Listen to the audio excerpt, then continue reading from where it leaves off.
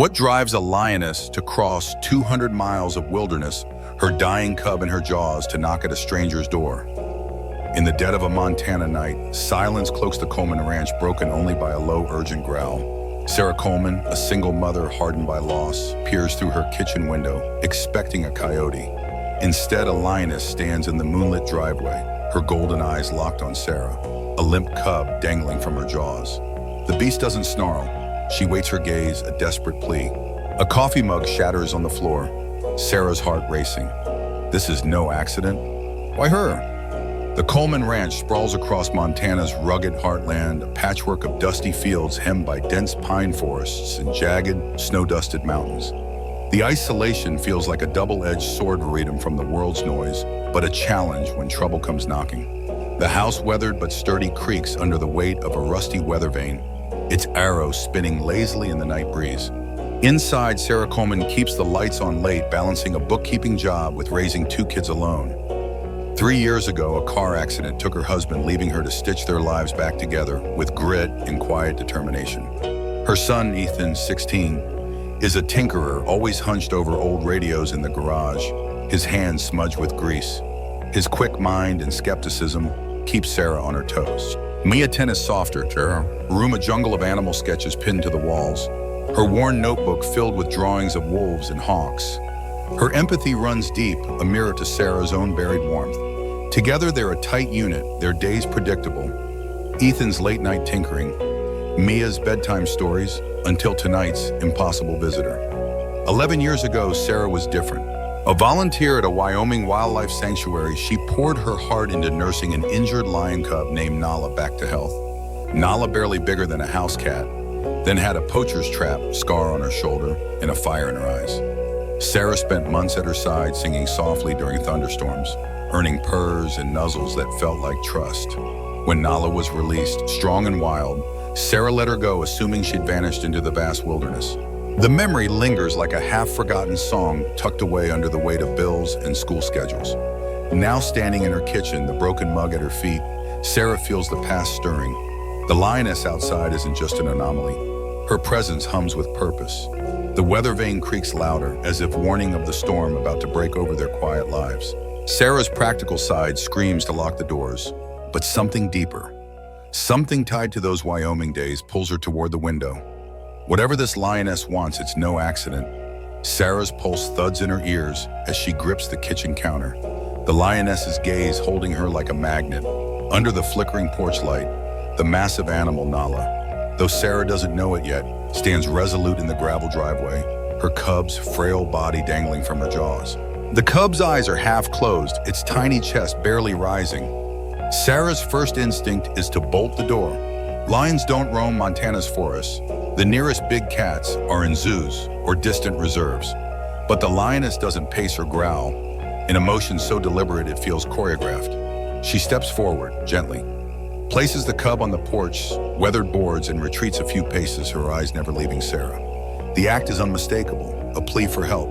"Mom, what's out there?" Ethan's voice, sharp with alarm, breaks the spell. The 16-year-old stands in the hallway clutching a baseball bat, his usual skepticism replaced by wide-eyed shock. Mia trailing behind tiptoes to the window, her small hands clutching the curtains. "She's not mad," Mia whispers, her voice trembling, but certain. She's scared for her baby. Look at her eyes. Sarah nods, her throat tight.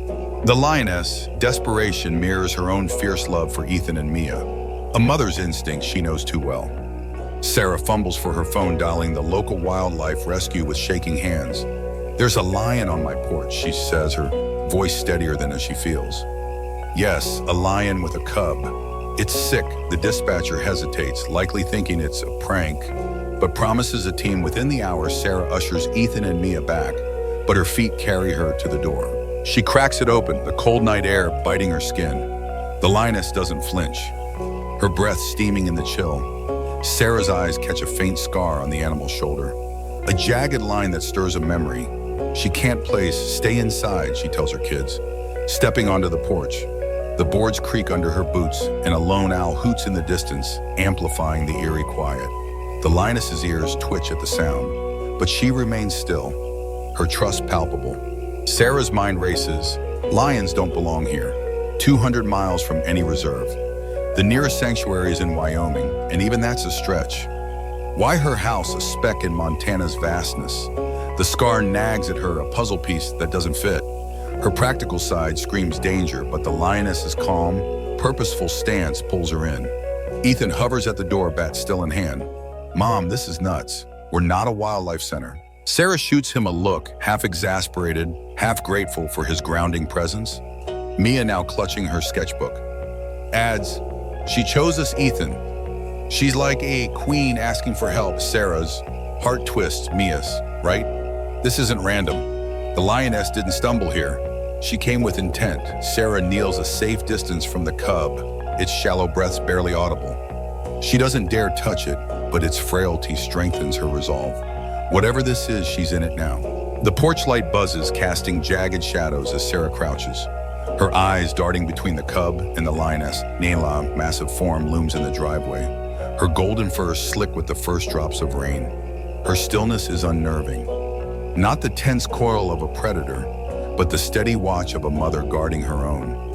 The cub, no bigger than a loaf of bread, lies motionless on the porch, its matted fur betraying days of neglect. Sarah's chest tightens. She's seen sick animals before, but this feels personal, as if the lioness is entrusting her with a life she can't afford to lose.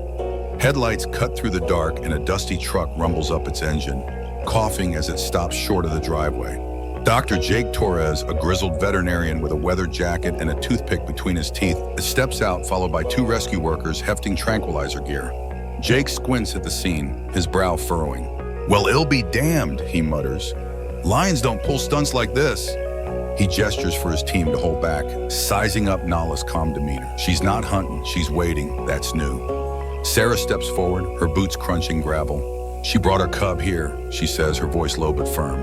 It's sick. She didn't attack, just left it for us. Jake nods, chewing his toothpick harder. He kneels by the cub, his gloved hands gentle but swift.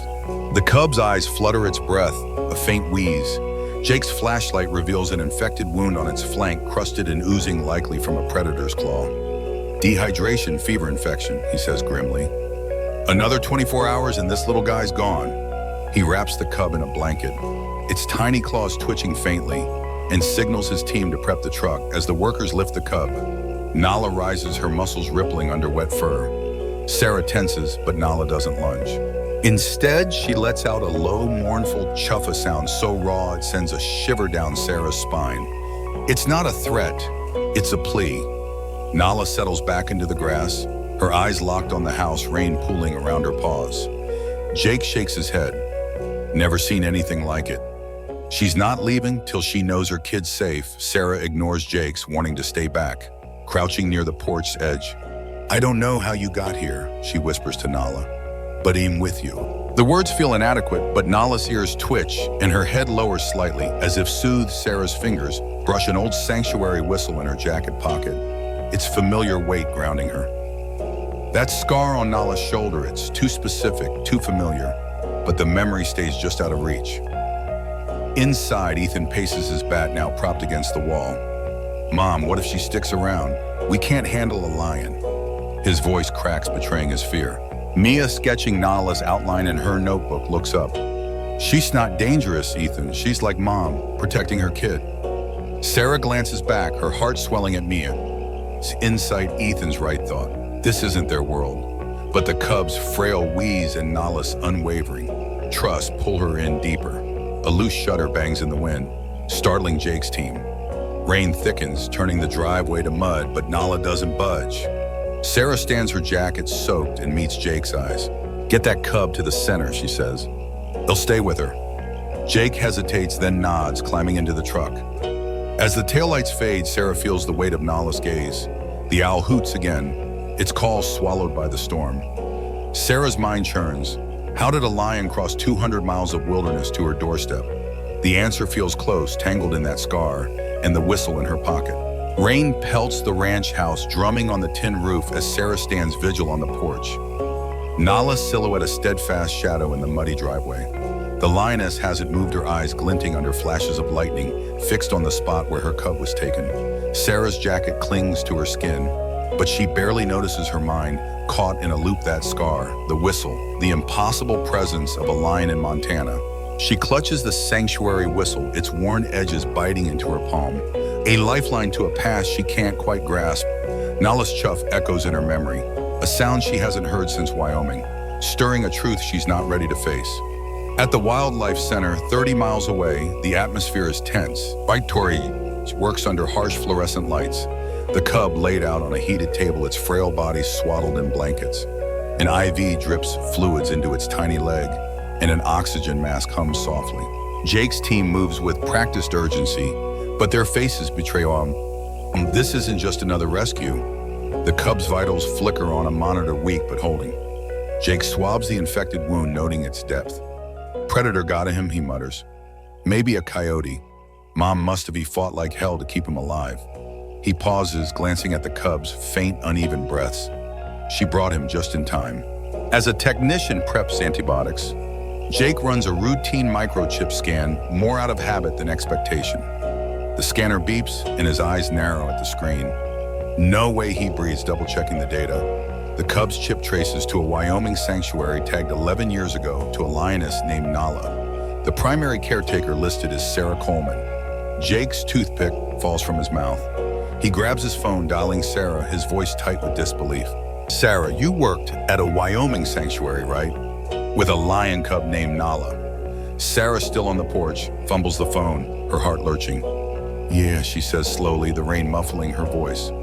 11 years ago, she had a scar on her shoulder. Why? Jake pauses, the weight of the moment sinking in. Because the lion in your yard, she's Nala. The cub's chip confirms it. She's yours. Silence crackles over the line. Sarah slumps against the porch railing, memories flooding back. Nala's purrs under Wyoming stars, her nuzzles during storms, the jagged scar from a poacher's trap. She'd assumed Nala was long gone, lost to the wild. Yet here she is, 200 miles from any reserve, trusting Sarah with her dying cub. The twist hits harder as Jake shares the chip's data. Nala escaped a poaching raid that decimated her pride in a remote Wyoming reserve. Rangers found traps and blood. Her pride scattered or killed.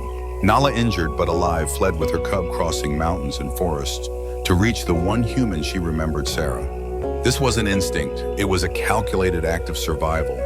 A mother's desperate gamble rooted in a bond forged over a decade ago. Sarah's breath catches her eyes locked on Nala's rain-soaked form. She didn't just find me, she whispers to herself. She chose me inside.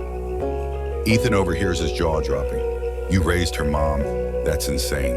Mia clutching her sketchbook beams. She loves you, Mom. That's why she came back. Sarah's resolve hardens, her voice steady despite the tears mixing with rain. Jake, do whatever it takes to save that cub. Nala's counting on us. Jake grunts, already back at work. We're on it. Kid's a fighter like his mom. Sarah pockets the whistle, her fingers tracing its engraved paw print. Nala's scar, now unmistakable, burns in her mind. The lioness's journey through poacher's wilderness and despair was no accident. She remembered Sarah's voice, her kindness, and staked her cub's life on it. The weight of that trust settles on Sarah's shoulders, both heavy and humbling. She steps closer to the porch edge, her voice soft but clear. Hang on, girl. Your baby's coming. Home. Nala's ears flick, her gaze unwavering, as if she understands. Dawn breaks over the Montana hills, painting the sky in soft pinks and golds. The rain now a faint drizzle. Sarah hasn't slept, her eyes red from the night's vigil, but she stands firm on the porch. Nala's still a stoic sentinel in the field beyond the driveway. The lioness's furs matted her massive frame, weary, yet her gaze remains locked on the house, unwavering in its quiet faith. Sarah's fingers grip the sanctuary whistle, its engraved paw print a silent promise. The revelation of Nala's journey, 200 miles fleeing poachers driven by a decade-old Paws, shifted something in Sarah. She's no longer just a bystander. She's part of Nala's story, bound by trust, as fierce as any mother's love. At the Wildlife Center, Jake and his team have worked through the night. The cub, now stable, laps at a bottle of milk, its hoarse mews growing stronger. Antibiotics have tamed the infection and its fever has broken. But Jake's voice is cautious over the phone. As tougher than he looks, he tells Sarah, but reunions are tricky. If she smells humans on him, she might walk away, or worse. Sarah's jaw tightens, her eyes on Nala's distant form. She crossed mountains for him, Jake. She won't turn him away. Her certainty isn't blind. It's rooted in Nala's sacrifice, her unyielding vigil through the storm. The rescue truck rumbles back to the ranch as the sun crests the mountains, its tires crunching on the drying gravel. Ethan and Mia, bleary-eyed but alert, join Sarah outside, their breath visible in the crisp morning air. Ethan, his skepticism softened, carries a thermos of coffee, offering it to Sarah. "You think she'll know him?" he asks, his voice low. Maya, clutching her sketchbook with a new drawing of Nala, nods fiercely. "She's his mom, she'll know." Sarah squeezes Maya's shoulder, her heart swelling at their presence. They're in this together now. Jake steps out, cradling the cub in a blanket-lined crate. Its eyes are brighter, its movements livelier, though still weak. Nala rises from the field, her ears perking at the truck's arrival, her muscles tensing with recognition. Sarah's pulse quickens. She knows the risks, but Nala's journey demands faith. Jake sets the crate on the frost-kissed grass, a safe distance from Nala, and opens the door. The cub lets out a faint mew, its tiny voice cutting through the morning quiet. Nala's head snaps toward the sound, her eyes narrowing, every sinew alert. Sarah steps forward, her voice steady. "Go to her, little one." Nala moves slow at first, then with purpose, closing the gap. She pauses, sniffing the air, her gaze flickering between the cub and Sarah. For a heartbeat, the world holds its breath. Rejection is possible, even likely. Then Nala lets out a low, vibrating chuff, the same sound Sarah remembers from Wyoming. A greeting reserved for those she trusts. The cub mews again, struggling to its feet. Nala nudges it gently with her nose, licking its face with a tenderness that belies her strength. She pulls it close with a massive paw, her body curling protectively around it. Sarah's knees buckle, tears streaming down her face. "You did it, girl," she whispers.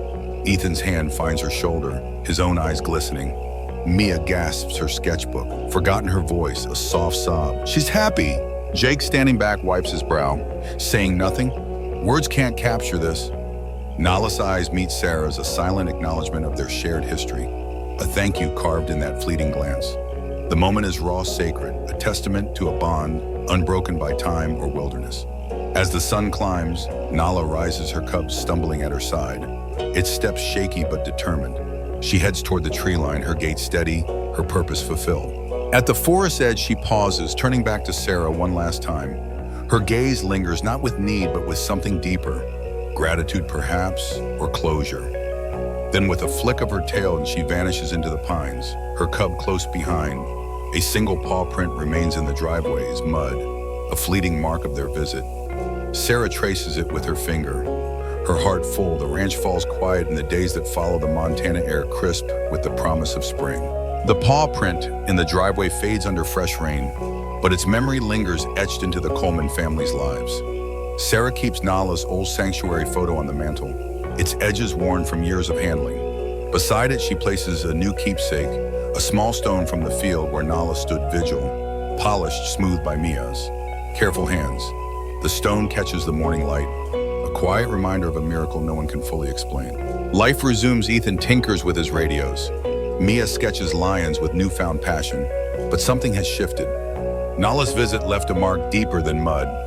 Word of the lioness spreads through the small Montana town, whispered in diners and debated by local ranchers. Wildlife experts visit, scratching their heads over Nala's 200-mile journey.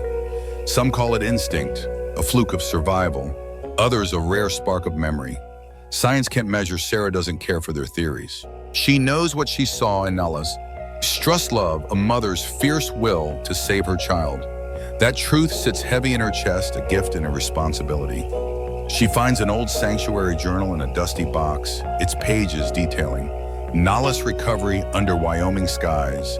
Reading it under the porch light, Sarah feels Nala's presence, as if the lioness's spirit lingers in the pines. The core of Nala's story isn't the miles she crossed or the poachers she fled. It's the bond that guided her. Trust once earned can endure years' distance, even the wild itself. Nala's choice to seek Sarah, to stake her cub's life on a decade-old kindness, speaks to a truth as old as the mountain's love, leaves a mark. Sarah reflects on her own life, the scars of loss and the strength she's found for Ethan and Mia. Nala didn't just save her cub, she murmurs, the journal open in her lap. She showed me the world's still worth believing in. The community feels it too. Neighbors drop by with stories of their own, strayed dogs nursed back to health, hawks freed from barbed wire. The ranch becomes a quiet haven, a place where people share tales of connection with the wild. Sarah welcomes them, her coffee pot always on her heart open. She urges others to protect the wilderness, to support sanctuaries that give animals like Nala a chance. It's not a lecture, just a quiet plea born from a night shell. Never forget. The weather vane spins lazily above its creek, a soft echo of Nala's chuff. Tying the ranch to the forest beyond Nala's story cuts through the noise of a fractured world, a reminder that trust can bridge even the wildest divides. She didn't stumble onto Sarah's ranch by chance. She fought poachers, crossed 200 miles, and leaned on a memory of kindness etched a decade ago. That choice, that fierce act of faith, is what makes this tale unforgettable. For me, it's a call to honor the bonds we build, whether with people or the creatures we share this earth with. Protect wildlife, cherish the small acts of care that ripple outward, and never underestimate the power of trust. Nala's paw print may have faded, but its mark on the heart endures a testament to love's unbreakable reach.